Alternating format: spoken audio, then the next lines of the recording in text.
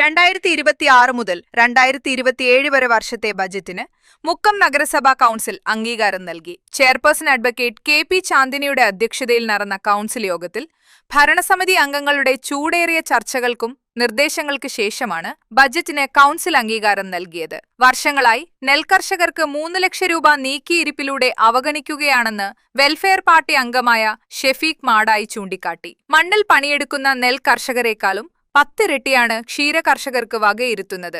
നെൽകർഷകർക്ക് fund വർദ്ധിപ്പിക്കണം. മംഗലശ്ശേരി തോട്ടത്തിൽ ഡിവിഷനിൽ പട്ടയം ലഭിക്കാത്ത 57 കുടുംബങ്ങൾക്ക് പ്രത്യേക പാക്കേജ് അനുവദിക്കണം. പുൽപ്പറമ്പ് വട്ടോളിപ്പറമ്പ് തോട് നവീകരണത്തിന് ഫണ്ട് അനുവദിക്കണം. വെള്ളപ്പൊക്ക ദുരിതത്തിന് പ്രത്യേക പദ്ധതി ആവിഷ്കരിക്കണം.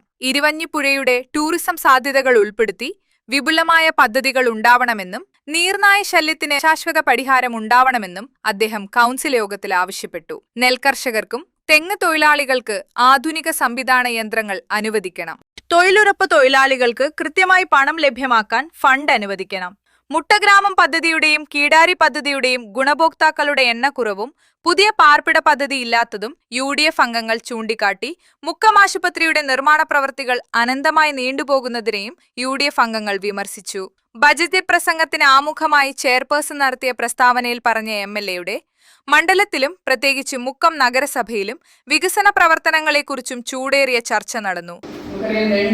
തെരഞ്ഞെടുപ്പിന്റെ നടുക്ക് നിന്നുകൊണ്ടാണ് നമ്മൾ ഈ വാർഷിക പദ്ധതി രൂപീകരിച്ചത്. ശരിക്കും പറഞ്ഞാൽ ഒന്ന് ശ്വാസം വിടാൻ സമയമില്ലാത്ത ഒരു സമയത്താണ് ഈ ഒരു ബജറ്റും പദ്ധതിയും നമ്മൾ രൂപീകരിച്ചത്.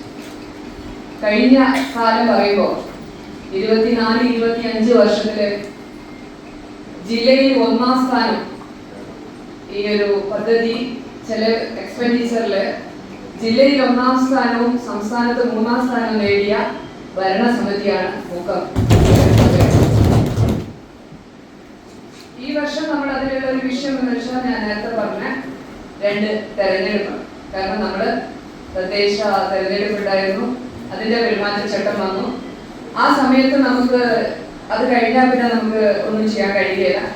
അത് കഴിഞ്ഞ് നമ്മൾ ഈ നിൽക്കുന്ന സമയത്താണ് നമ്മുടെ തലയിലേക്ക് നമ്മൾ ഇപ്പൊ വരുന്ന പറഞ്ഞിട്ട് അടുത്ത തെരഞ്ഞെടുപ്പിലെ പെരുമാറ്റച്ചട്ടം. സ്വാഭാവികമായിട്ട് നമുക്ക് കഴിഞ്ഞ 24-25 വർഷത്തെ നേട്ടം ഏറ്റെടുക്കാൻ, അതായത് എക്സ്പെൻഡിച്ചറിലൊക്കെ എത്തിച്ച് നികുതി വരുമാനമൊക്കെ കൂട്ടി ചെയ്യാനുള്ള ഒരു നെട്ടോട്ടത്തിലാണ് ഈ ഒരു അവസരത്തിൽ നമ്മൾ. MLA മണ്ഡലത്തിൽ ഒരു വികസന പ്രവർത്തനവും നടത്തിയില്ല എന്ന UDF പ്രതിനിധി അബ്ദുൽ മുനീറിന്റെ വാദമാണ് ചൂടേറിയ ചർച്ചയ്ക്ക് വഴിമരുന്നിട്ടത്. മുക്കം നഗരസഭയിൽ അനുവദിച്ച ഗവൺമെന്റ് പോളിടെക്നിക്കിന്റെ അവസ്ഥ എന്തായി? ഒന്നും ചെയ്യാതെ MLA മുഖം തിരിച്ചിരിക്കുകയാണെന്ന് മുനീർ കുറ്റപ്പെടുത്തി. IHRD കോളേജ് മാറ്റവും ഉയർത്തി കാണിച്ചു.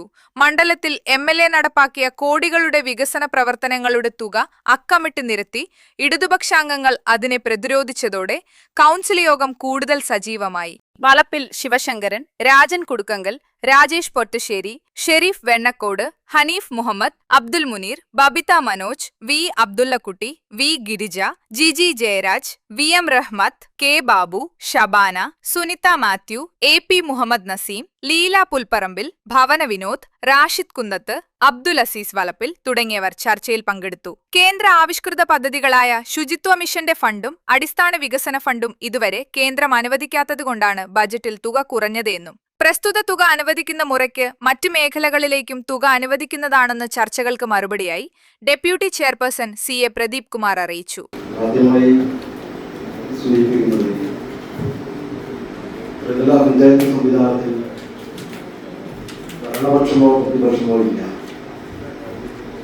ജനകീയാസൂത്രണ പ്രസ്ഥാനം ആരംഭിച്ചതുകൊണ്ട് ഈ ഒരു സംവിധാനത്തിലാണ് നമ്മുടെ കേരളത്തിലെ ത്രിതല പഞ്ചായത്ത് സംവിധാനം മുന്നോട്ട് പോകുന്നത്.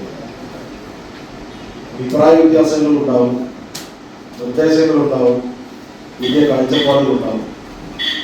ഇതൊക്കെ തന്നെ കൂടിയിരുന്ന് ചർച്ച ചെയ്തുകൊണ്ട് നമുക്ക് മുന്നോട്ട് പോകാം എന്നുള്ളതാണ് ആദ്യ വിഷയം. എന്നുള്ളത് കുറച്ച് കൗൺസിലർമാർ ബഡ്ജറ്റ് തള്ളി എന്നുള്ള അഭിപ്രായം തികച്ചും അവരുടെ രാഷ്ട്രീയ ബോധ്യമാണ്. അതിനെ നമുക്ക് പിന്നെ തള്ളി കളയാൻ പറ്റില്ല. അവരെ ചുമതലപ്പെടുത്തിയിട്ടുള്ള രാഷ്ട്രീയ പ്രസ്ഥാനത്തിന്റെ തീരുമാനത്തിന്റെ ഭാഗമായി ഉണ്ടാകുന്ന ഒരു പ്രതികരണം മാത്രം എന്റെ ഭാഗമായി കാണുന്നു. ബജറ്റിന് ഭരണസമിതി അംഗീകാരം നൽകിയതോടെ ബജറ്റ് മുക്കം നഗരസഭ സമ്മേളനം അവസാനിച്ചതായി ചെയർപേഴ്സൺ പ്രഖ്യാപിച്ചു. Unnichekku, today news, Mukkam.